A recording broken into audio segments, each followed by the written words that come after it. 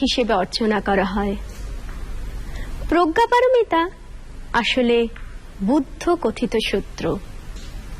ধর্মের এই গূঢ় তত্ত্বটি তার সমকালীন মানুষজন সহজে বুঝতে পারবে না এই আশঙ্কা করে গৌতম বুদ্ধ শাস্ত্রটি পাতালে নাগ লোকে রেখে দিয়ে এসেছিলেন।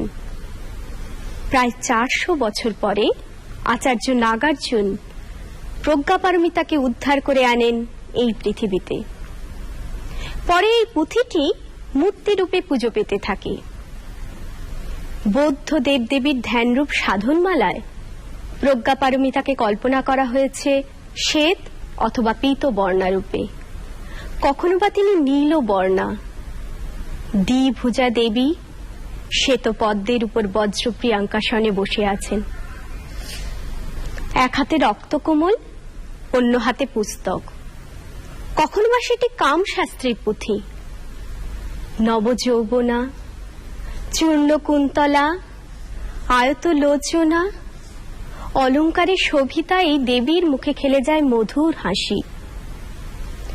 ওম, এই বীজ মন্ত্র থেকে তিনি উঠে আসেন সবাইকে অপার আনন্দ দিতে।